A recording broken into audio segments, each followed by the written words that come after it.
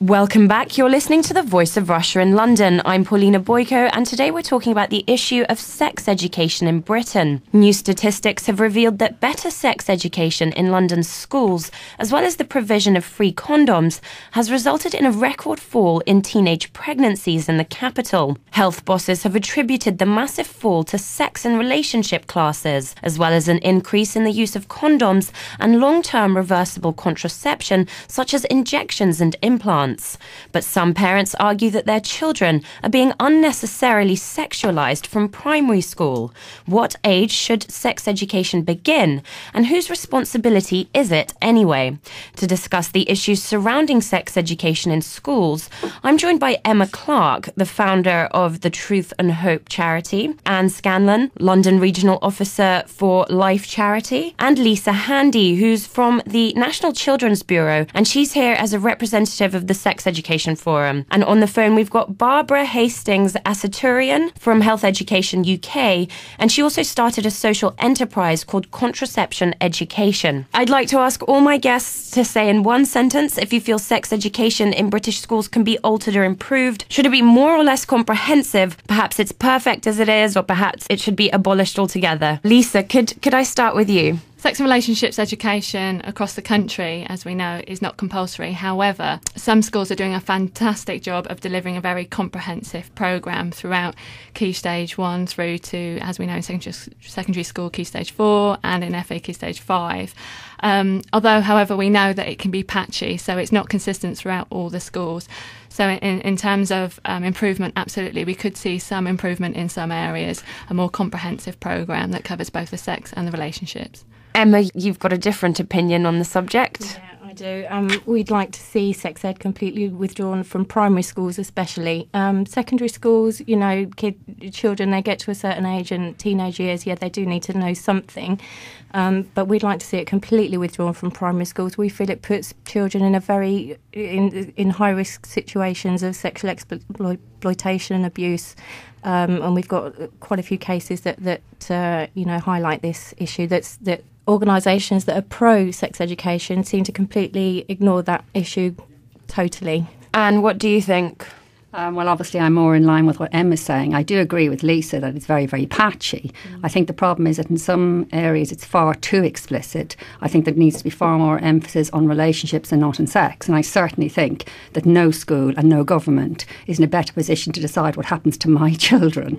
And I think a sex education should be delivered an appropriate age and an appropriate time, and really only the parent is best placed to decide when that is. I mean, there are some 11-year-olds who sadly are sexually active, but my son believed in Father Christmas when he was 11. So how can we possibly deliver a standardised sex education programme? Barbara, what do you think? Well, I think that very young children are being exposed to inaccurate and unsafe material, including access to pornography. And I think that we, as sex educators, have got a really big role to play in redressing that balance and giving them accurate information at an appropriate time. But if it's at primary school, then let it be at primary school, not necessarily the mechanics of sex, but explaining about relationships. And I think this is a really strong message to get across, that we need to help people identify what a healthy relationship is at primary school level, and we need to help them to avoid getting into an abusive relationship and to avoid being influenced by pornography. And I think sex education, when it's delivered properly, will do exactly that. Emma? With pornography, actually I've got primary school children, and the problem we had was that it was introducing the children to pornography. Previously, they weren't curious about certain words. They're learning the word penis and vagina at the age of 5 and 6. They're becoming curious. They're also learning how to use computers at school. And the problem at our school was we had a letter going around saying that the children were now accessing pornographic images on the internet because they'd learnt these words at school. They'd then put them into their computers, and they were all kinds of things were popping up. And when I addressed that with the school and said, why aren't you telling parents to parentally control their computers before you're giving them sex education? They couldn't answer that question. It's irresponsible. Lisa, is this the most controversial issue of the whole sex education debate? As you know, you come from an organisation that advises educators on how to teach sex education in school. is the biggest bone of contention what age it should start at? Currently, it seems to be, yes. And I think that's based on a misunderstanding of what sex and relationships education actually is. Often we see on the front of big newspapers, sex education for 5-year-olds, and people have their own interpretation of what that means. But when you look at the Sex Education Forum publications, there's clear guidance there about what sex education would be for a child of that age. And it's not talking about sex, but actually about families and relationships and friendships. And that's what we're talking about. And so it's very much about sex and relationships education. Anne? Yeah, I mean, that's certainly not my experience. My children are no longer in primary school, but certainly even in a Catholic primary school, we were given some quite explicit information. And I had a horrific story that I can't repeat the whole thing, but my niece's 7-year-old daughter was actually told by her teacher that if she rubbed a certain part of her anatomy, that would give her a nice feeling. And, you know, when she repeated this to her mom was truly shocked and took it up at the school, and the school suggested like she was old-fashioned. Now, I think that by telling a little girl that, you are putting her in extreme danger, because how, when somebody gives her a nice feeling, is she supposed to know that it's wrong? So is the problem here that all kids are receiving mixed messages? There isn't any sort of blanket policy that the government's come up with, Emma? From the experience I've had, I mean, I've been to Westminster. I've had a meeting with Nick Gibb and spoken to him. I actually showed Nick Gibb some of the resources that have been cleared by local authorities to be used in schools. And he was visibly shocked, and it made me wonder, well, who is actually in control of what's going on here? Is it the sexual health organisations who have got a lot to gain from promoting, you know, sexual health in schools and to the younger children? And an article came in the paper recently where he's actually advised, him and other ministers are quite shocked at the resources that are being used because they are explicit. They're showing animations of sexual intercourse to children that are 7, 8, 9 years old. And he's told the BBC to review their resources, and he said that parents should be rightfully concerned about this material. Barbara, if we turn to you on the phone, what do you think the point of sex education is? Is it merely to stop unwanted pregnancies and sexually transmitted infections, or is it a wider agenda? What are the goals, and is there one particular goal that the government should be following?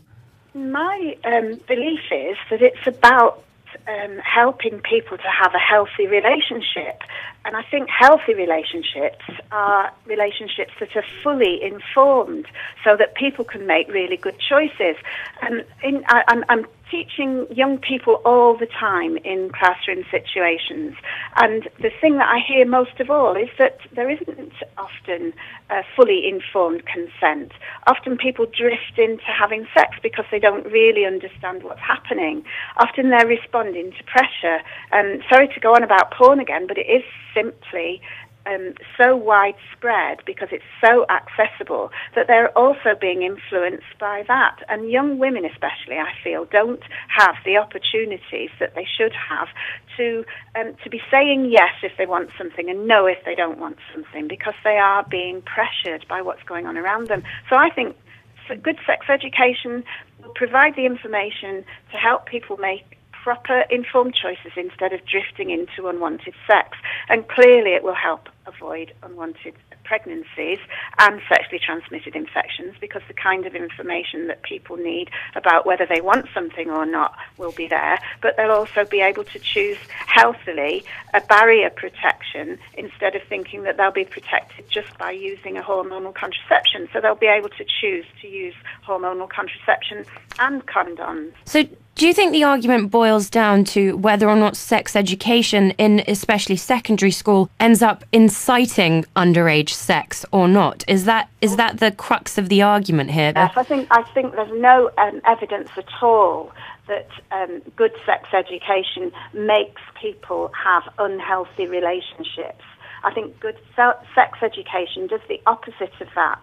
Good sex education provides people with the information they need to make the choices.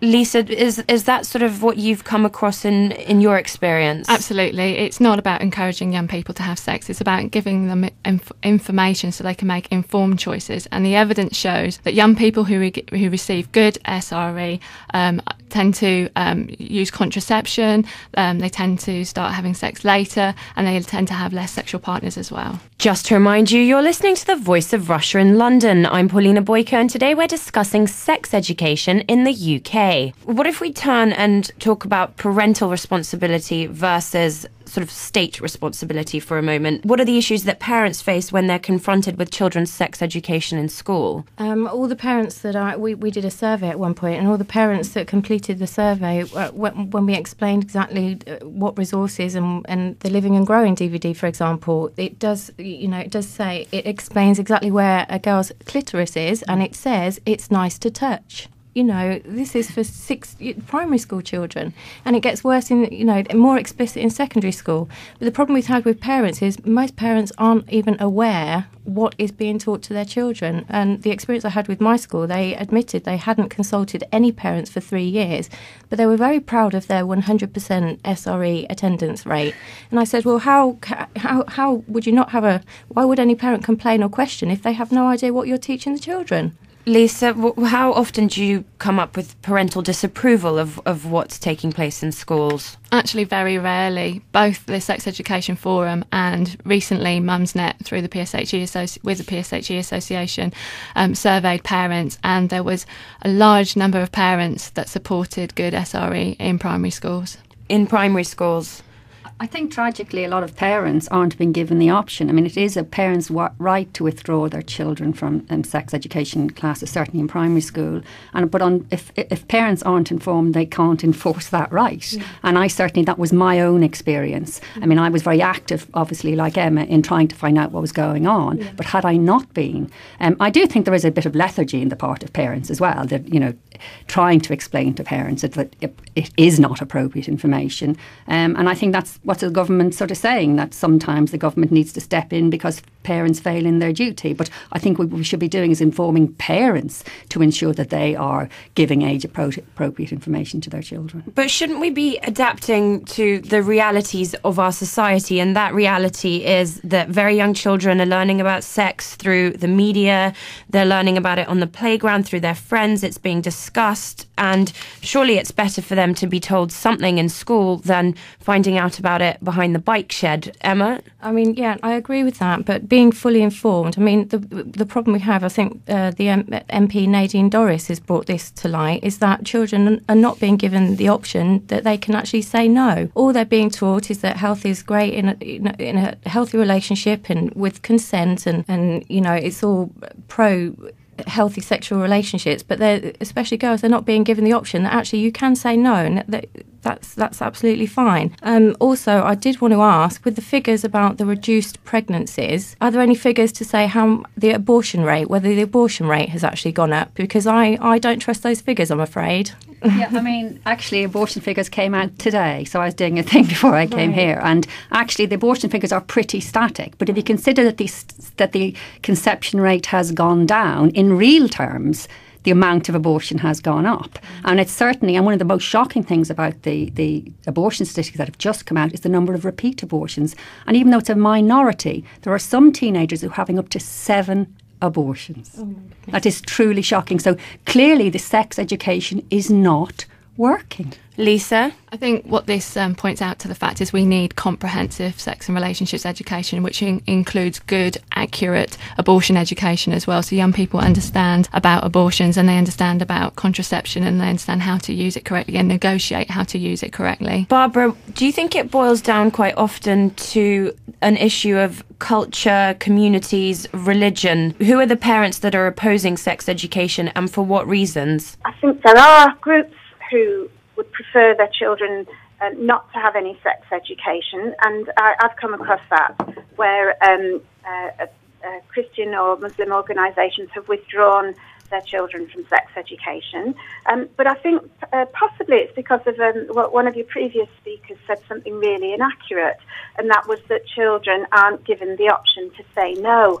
Of course they're given the option to say no, and there's a whole movement about delaying sexual intercourse, learning those skills to say no until they're emotionally ready, and learning skills to say no to any kind of pressure. So it's completely wrong to say that sex education promotes any kind of promiscuous behaviour. Good sex education provides saying no as a good option. So I don't think people from specific religious groups need to be afraid that that's not a message that we're giving across. We're giving a very clear message that people have every right to decline sex until they're ready. Emma? In my experience, and I've got plenty of other parents and other organisations that disagree with that, and that sex is just being promoted as a permissive thing. Anne? Yeah, absolutely. And in fact, to say they go into schools and I talk about, I mean, in fact, we now refer to the abstinence clown. I mean, it made an absolute joke of the idea that somebody can say no. And I think there's tremendous pressure. Somebody talked about pornography, and actually I was talking to my 20-year-old about the fact that pornography is apparently inducing impotence among young men. And I said, well, surely young men would be worried about that. And she said, no, Mum, the girls would be, because it would be seen as their fault. And I just think it's truly shocking. I think the more we try to say, of course we want people to have healthy sexual relationships, but actually children shouldn't be having sex. And I think we've lost sight of that. It's not about making sure that a 14-year-old sex, she enjoys it and that she's safe. No. Why aren't we trying to stop our children from having sex? Lisa? The evidence shows that abstinence-only education does not work, and what we need is comprehensive sex and relationships education that includes talking about being able to say no and being able to choose a time when you're ready, and being able to identify the time when you're ready, and having all the information you need to make sure when you are ready you're able to negotiate good sex, safer sex, and within, which is at the time that's right for you. Well, it seems as though the issue of sex education in primary schools is much more divisive than the issue of sex education in secondary schools, which quite a lot of people do agree is necessary in some shape or form. Now, whose responsibility is it? If we've got, Europe's highest rate of teen pregnancies and all sorts of problems in the UK with this, surely the government can make it compulsory for children to attend sex education classes if they're the ones that are then providing child benefits and picking up the pieces and trying to sort of influence a younger generation to think differently about it. Is there an argument for it being compulsory in secondary school? Lisa? Yeah, a couple of years ago, there was a drive to make SRE compulsory as part of PSHE, so a part of the personal social health education curriculum. Unfortunately, that didn't take place, but there was a lot of support for it, and the Sex Education Forum was behind the proposal to make it compulsory. But that's not happened. It's not just about reducing teenage pregnancy rates. It's about that young person understanding the emotional and sociable aspects as well as they grow up and develop, and making sense of the world around them when they're being exposed to sexualised images through the telly, through adverts, and making sense of all that and having a safe space to explore that with their peers who they're likely to be talking about, but in a safe environment, both at school and at home. Emma, when your kids get to secondary school, will you be removing them from sex education classes? I've already removed them from school entirely. I home educate because I after mine and other parents' experiences, I mean, the schools in our area and across the UK, we've had plenty of newspaper articles and reports, and they're not dramatising it. That is what's going on in these schools. And the trust of parents is not only being exploited, but it's being violated. Barbara, do you come across many parents who share Emma's views on the subject? I don't come across many, because it is a very, very extreme viewpoint. There are very few people who feel that strongly that they withdraw their children from schools. I do feel as if the whole idea of young primary school children having sex education has been grossly misunderstood. And I feel as if we've got a role to play in educating parents, that we mean relationships education, that we mean to be honest with our children, that there's nothing to be ashamed of about the human body. There's no reason why we shouldn't be using the words penis, vagina, clitoris. They're all healthy and normal. Children have younger brothers and sisters, and they want to know how they got here, and they want to know honestly, and that sort of conversation comes up in school as well as home. And children have older siblings who have babies, and they want to discuss that as well. Why shouldn't that normal, healthy side of life be discussed? Why should it be seen as dirty? Why should we not be able to use normal, healthy terms in primary school, so that by the time children get to secondary school and they start to be thinking about having their relationships, they're not ashamed and they're not afraid to ask questions.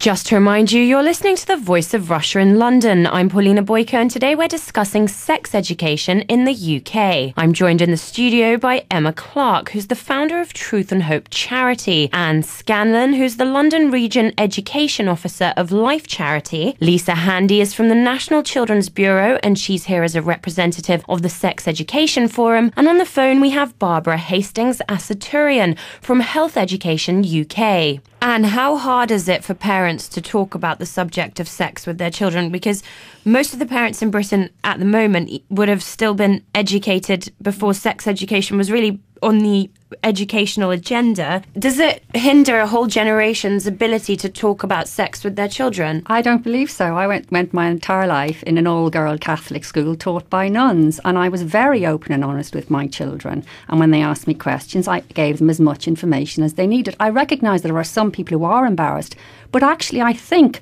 that the sort of government policies at the moment, the sex education policies, are reinforcing that. They're basically disempowering parents. So they're not even trying anymore. They just think, I don't need to do that because the school is dealing with it. Well, of course, the child needs to have somebody to come to if there's a problem. You know, if they find themselves in an inappropriate relationship, if they find themselves in a sexual relationship, and the parent should be their first point of call. And I think we are completely eroding parental rights when it comes to this area.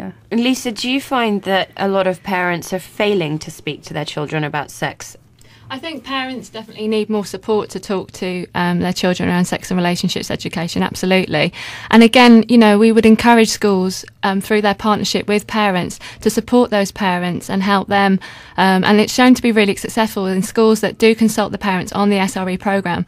Parents really appreciate not only knowing what their children are going to learn and therefore kind of getting the heads up on what kind of questions the children are going to come home with, but also maybe doing a bit of a refresher themselves and thinking about the kinds of language they're going to use when their children ask them those questions. What happens in religious schools? Because do government guidelines apply in the same way? How does it work? Again, it's patchy. It varies from school to school. I mean, I think it is compulsory, and I think certainly STIs, hormonal forms of contraception, you were obliged, and even Catholic schools must deliver that information. As a Catholic parent, you have more grounds, and I didn't go quite to Emma's extent. I didn't remove my children from school, but I certainly removed them in a Catholic school from inappropriate sex education.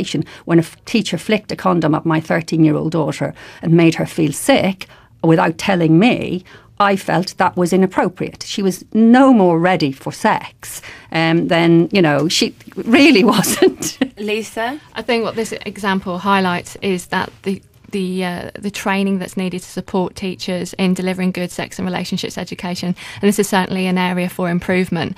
A lot of schools rely on teachers of other subjects to pick up sex education, and actually what we need is good training so that teachers can deliver good, accurate and appropriate sex and relationships education. Well, there are campaigners that say that sex and relationship lessons should be delivered by young people and it should be peer-to-peer, it shouldn't be teachers. How viable is this argument, and does it run the risk of making underage sex look cooler and more appealing if it's taught by peers? Do you know about this campaign, Lisa? I don't think it's about the age of the person, I think it's about the training. Barbara, what do you think about peer education? I think there's a place for peer education as well, and I think that organisations in the UK like Sexpression that runs via universities also provide young people with excellent role models, because the people who are delivering the peer education, who are young people themselves, are in university and they haven't had pregnancies. They're able to talk about how they delayed sex themselves, and I think that's a very positive thing to happen. Emma, do you have any examples of countries that have better policies that you think should be followed? Britain seems to make a very big deal out of sex. Why is it such a big deal in the UK? In France, for example, they were absolutely horrified at the thought of teaching children about sex in primary school. Also, I think with the peers teaching the children, it's just undermining parents. At the end of the day, we're talking about children here, and a parent's role and responsibility is to protect and educate the child. The law states that the parents are the primary educators before anybody else, before the education system, the schools. It's the parents, and this is just completely undermining that role. Lisa, why do schools bother in that case? Why bother teaching kids about sex? Well, evidence shows that some young people are unable to talk to their parents about sex and relationships education. And the Sex Education Forum believes that all children and young people have an entitlement to good sex and relationships education, and it should be a partnership between the school and the parents, and together they can make sure that the young people receive it. The problem is that, all the organisations are saying what should be happening, this should be happening and that should be happening, but it's not what is actually happening. We've done so much research. We've researched all the materials that are being used and spoken to parents and parents' own experiences, and this is not what's happening in a lot of schools. Independent schools, do they have to follow any sort of guidelines and curriculum? What takes place, Emma? Actually, that's a good point. Independent private schools don't have to teach don't teach sex education at all. It's purely the state system. And I just wonder, if every child deserves the right to a good quality sex education, why are the independent and private school children missing out? Barbara? Yes, that's just not true. Again, in fact, I've been into an independent school very recently. I go into independent schools throughout the year. So if that's happening to me, we can't really say that it doesn't happen in independent schools. I think independent schools have a little bit more flexibility about when and how they do it. But then again, I have to agree with the lady who said that it's very, very patchy in state schools, because my experience is that some state schools will only have me in for 1 hour, and that might be in year 9, and then that's it. And some state schools will have me in every week for a whole term. So, it isn't that it's compulsory. It isn't that every school delivers it the same, and there is a huge variety across independent and state schools as to how it's delivered. Anne, final thoughts? Well, I think the age of consent is there for a reason. It's there to protect children, and I think we ought to remind ourselves of this when we're devising sex education programmes. I think children need to be protected, and that doesn't mean about giving them explicit information so that they can deal with every possible situation. I think we need to care for our children better. Lisa, final thoughts? That sex and relationship education should start in primary school. It's a progressive programme that builds year on year as the child develops and their understanding of the world develops, and it supports them to make informed choices, so that when they are approached by someone, they can identify when something's unsafe. When they do start developing their own personal relationships, they can negotiate a relationship that's right for them and use contraception if they decide to become sexually active. Thank you to all my guests today. I'm afraid that's all we've got time for today. I was joined by Emma Clarke, founder of Hope and Truth Charity, and Scanlan, London Regional Education Officer for Life Charity, and Lisa Handy, who's from the National Children's Bureau, and she's here as a representative of the Sex Education Forum, and Barbara Hastings-Asatourian from the Health Education UK charity. Stay tuned. You're listening to The Voice of Russia. I'm Polina Boiko.